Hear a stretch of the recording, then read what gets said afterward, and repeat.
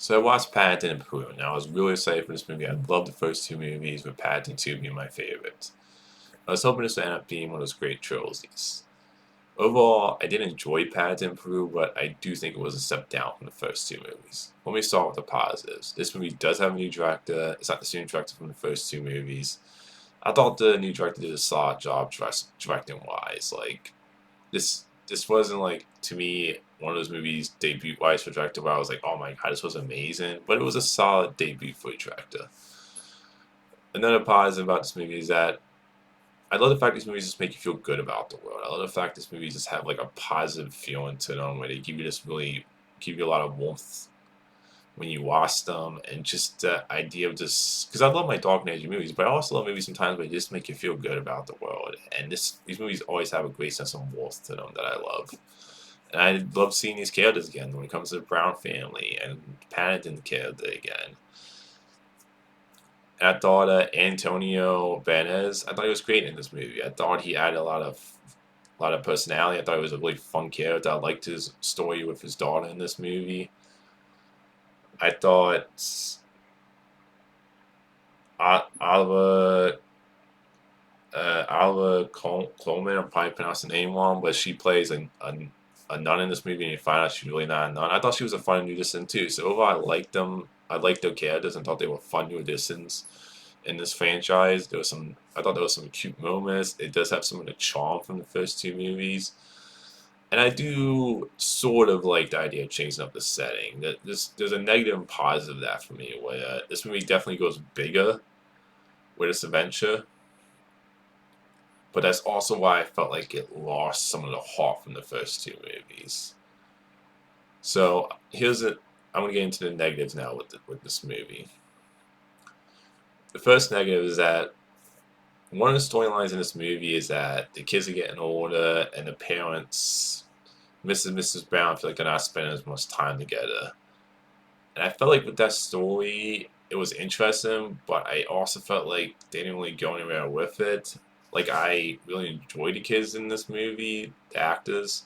Everybody gives us great performance in this movie, but I also felt like they didn't really give much story wise for the characters individually when it comes to the kids. Like, there wasn't, I feel like they didn't give them much to do in this movie. And you have a whole storyline with Mr. Brown about where this girl comes to his company at the beginning, telling me, you gotta be more of a risk taker. And I like that storyline, but at the same time, I don't really think it was flushed out enough. Like, I like the storyline, but I also felt like it wasn't flushed out enough. I do think they gave him more to do in this movie than the kids. And then another negative thing with this movie is that they actually played Mrs. Brown. I think she does a solid job in this movie, performance wise. I think she does a good job in this movie, but I also felt like one of the other things that was missing from this movie is the original actress from the first two movies. I don't know if she didn't come out because of scheduling conflict or what happened there, but I do feel like that was like you were missing some of the heart with that actress from the first two movies. Like, I loved her in those first two movies as Mrs. Brown, and even though the new actress does a solid job, it's just not the same personally for me. Like, it was noticeable for me when I was like, she's doing a decent enough job, but it's just not the same. And when it comes to Paddington, so a story in this movie of going to find his aunt when she goes missing in Peru, and leading to where you find out where he came from. And I felt like, even though I liked that storyline, there was some nice sweet moments at the end.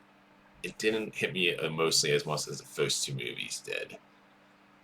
It was like I liked the storyline, but it just something was missing in this movie for me personally.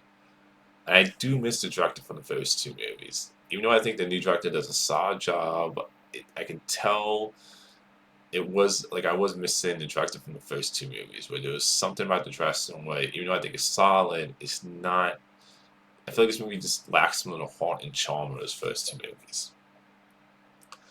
And then another negative of this movie is Haley Atwell is in this movie, and I felt like she was wasted. She's at the beginning and end of the movie, but I was like, it was her characters felt kind of like I'm a big Haley Atwell fan. I think she's a great actress, and it just felt like they just didn't really do much for character in this movie. She was just kind of there, and I just overall felt like she was wasted in this movie.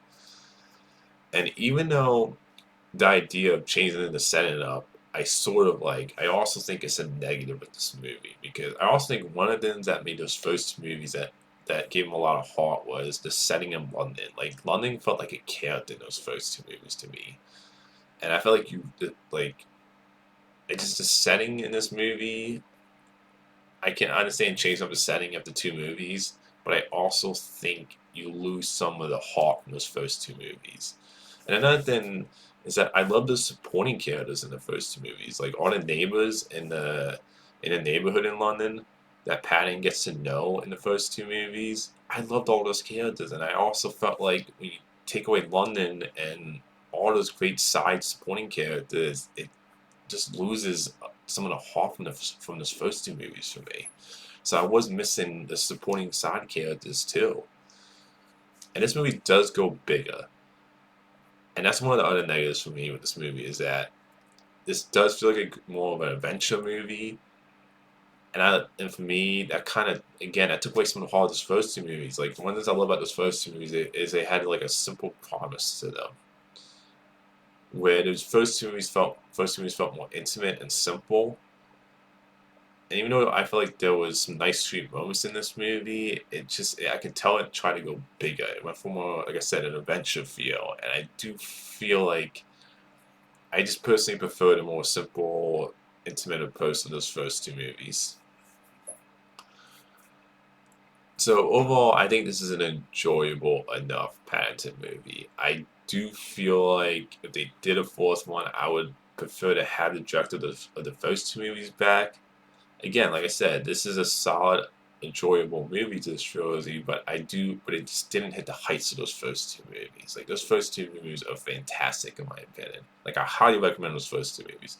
And I would still recommend check out Paddington Peru, but it's not one I'm going to go back and rewatch constantly like I do with the first two movies. And if they did a fourth one, I would still be excited to see a fourth one. I just would prefer if you bring back the original director for me, at least in my opinion personally. But overall, I think it's an enjoyable ending to this trilogy. It's not going to end up being one of the best trilogies, in my opinion, because the third one just doesn't reach the level of those first two movies. But overall, I think it's an enjoyable enough ending, and I would still say check out Paddington Peru. Oh, another negative I found with this movie is that I do think this movie leans more towards like the tone feeling more for kids. Where I feel like the first two movies you could love if you're an adult or a kid. I do think this third movie ends like leans more towards feeling more cute and just more towards like a kids movie to me.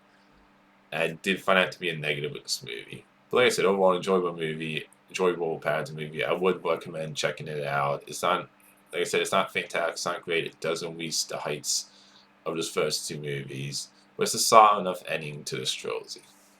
So that's my thoughts on Paddington Peru. Until next time, movie fans.